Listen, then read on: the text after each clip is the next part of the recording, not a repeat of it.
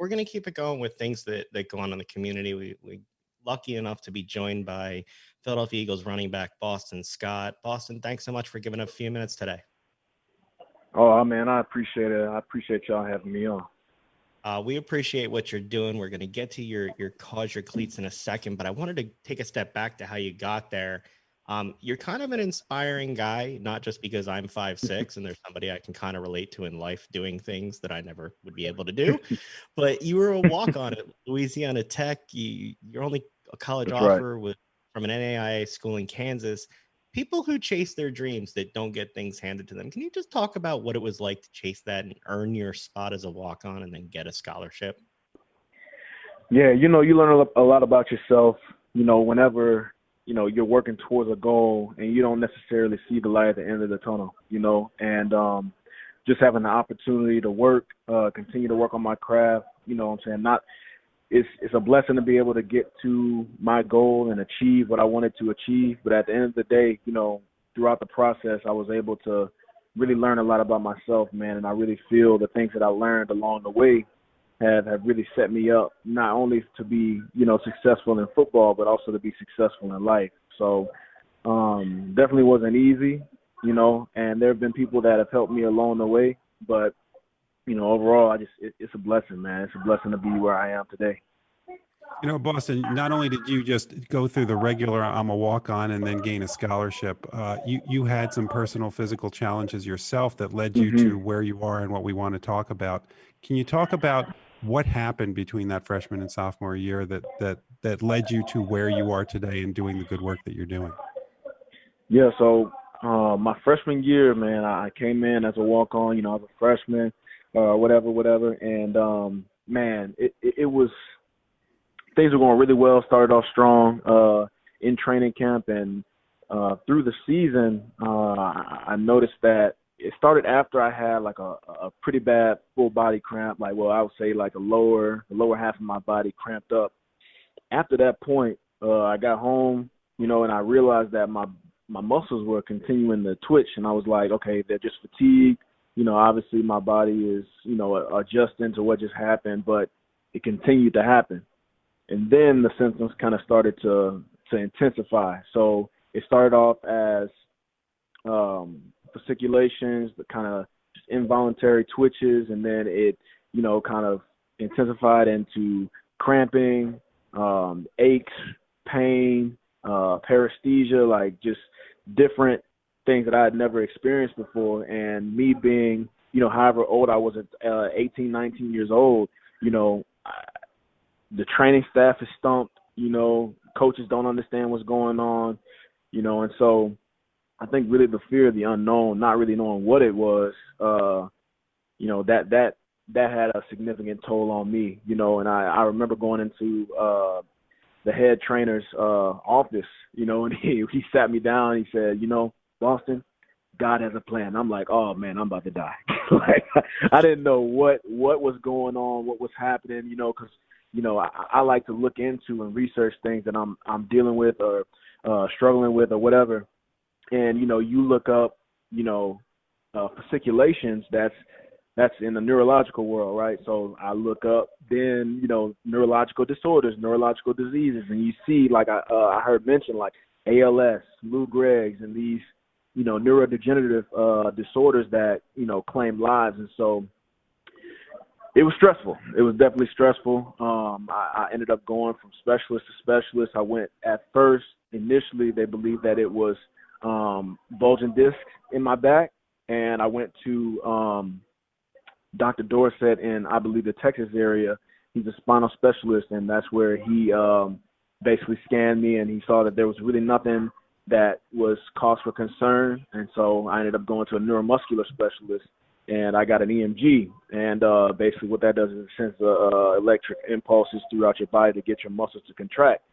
And he did it basically in all my lower extremities, and then finally he went to my back, and he did it in my back, and then he was finally able to see, the involuntary fasciculations occur. And so, that kind of stumped him. I remember him taking my mom out of the room, and, it took, 30 to 45 minutes for him to come back in and kind of tell me what was going on. He was like, okay, So he believes that it's more of a benign condition, but he said, what I'm dealing with is cramped fasciculation syndrome. Basically, it's a rare neurological disorder that's characterized by, the involuntary twitches and the cramping and the fatigue and the aches and the pains. And basically there's like no cure. So, it's not necessarily what can we do to get rid of it, but what can we do to manage it? And so that's where the journey began to, find, something that can help me manage it. And that's where I went through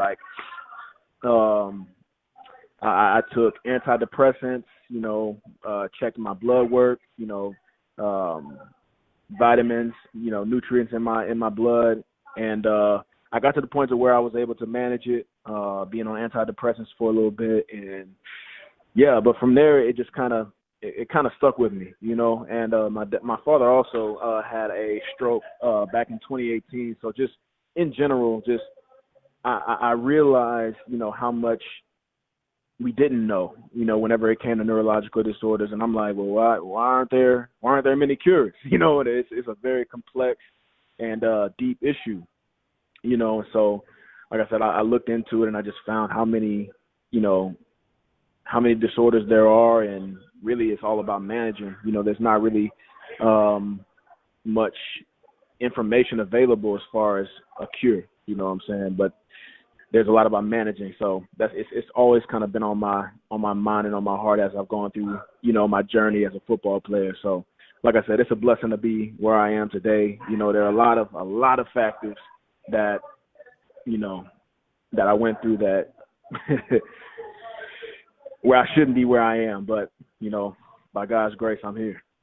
It seems like the journey, being a walk-on, getting the scholarship, the challenges you face, just makes you appreciate it more. Then I realized that before you were drafted by the Saints and played in your first preseason game in Jacksonville, you'd never actually attended an NFL game. What was that experience like the first time going after everything you'd overcome? Now you get in that arena you've never been in before, and there you are. What was that like for you? It was surreal. I was thinking about it was my first game. I'm gonna go out here and have some fun. Obviously I knew in my mind, I'm like, I'm gonna be here. I'm gonna make this team. But in Jacksonville, did you know that they have pools right? They have pools in the stadium. And so all these things are going through my mind, and I'm back there about to catch my first kickoff return ever, in my career, and I'm like, those pools are dope. So yeah, I mean, it was a cool experience, man, and a lot of emotions, but I just do my best to keep those emotions at bay so that I can focus on the task at hand, and that was to work and try and secure a spot on the active roster. So you make your way to Philadelphia, and you're now involved in the My Cause, My Cleats auction. How did we know how you picked the cause? How did you pick the cleat, the design? Yeah. So yeah. All right. So the guy that designed my cleats, his name is Kenneth Honore. He's out of Zachary, Louisiana. He's a local guy. I'm from Louisiana. So I was just doing, I like to stay connected to some of the guys, and he's actually very talented. He's actually designed all the cleats that I have this year. And he's very talented. And so whenever he designed my first pair of cleats for me, which I wore in the away game versus the Giants, or I think the first time I wore them was against Dallas when they came home. And I was like, man, this dude is talented. And so from then on, I decided that he was going to be the one to design my cleats. He's been doing it for a while, and like I said, you can look at the work for yourself, but it's very impressive. But yeah, that's who I decided to go with, a guy that I played ball with in high school. So yeah, I stuck with him.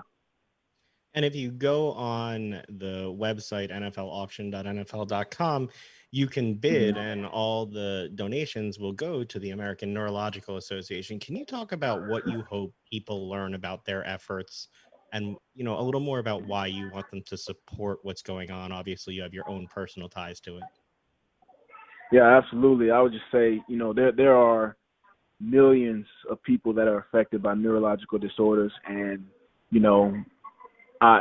it was a blessing that I'm able to be where I am and be able to do what I dreamed of doing. But there are a lot of people that can't say the same, you know, and so that definitely impacted my heart, you know, that there's so little research that's been, well, I won't say research, but there aren't many cures for a lot of the neurodegenerative disorders that people go through on a day-to-day basis. And just knowing that, you know, there is no cure, that it takes such a psychological toll. And I just couldn't imagine being in a situation like that where that's the case. And A&A, they've been doing a great job. I've been doing my research on them, and they've been doing a great job of, you know, continuing that fight, continuing to pursue breakthroughs. You know, not only do they research and they're basically like researching, like I said, the cures, but also they have an academy where they bring in students, and they have like a scholarship system where they allow students to pursue these research efforts as well. So I think it's an incredible organization, and like I said, what they want to find is, you know, breakthroughs, you know, not only ways to manage these symptoms that can wreck people's lives, but also find cures. And so that's why that organization has resonated with me, and that's why I want to support and just know that every dime of, you know, what comes of this auction is going to go straight to that.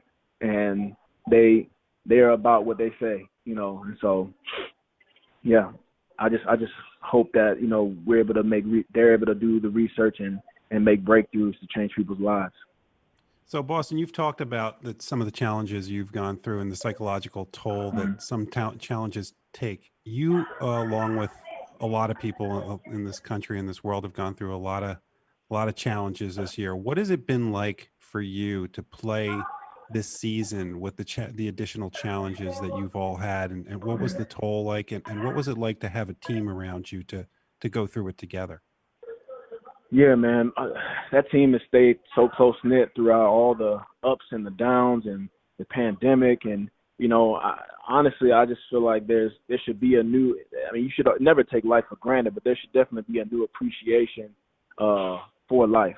You know what I mean? And also, you know, diving deeper into that, you know, this year has really shown me, you know, we're not in as much control as we'd like to think.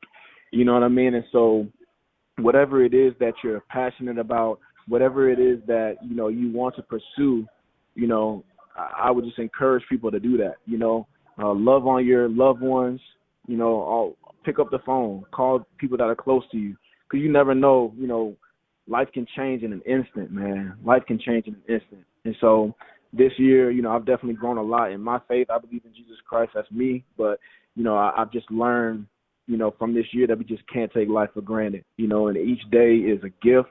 And, you know, we need to live our lives like that, you know.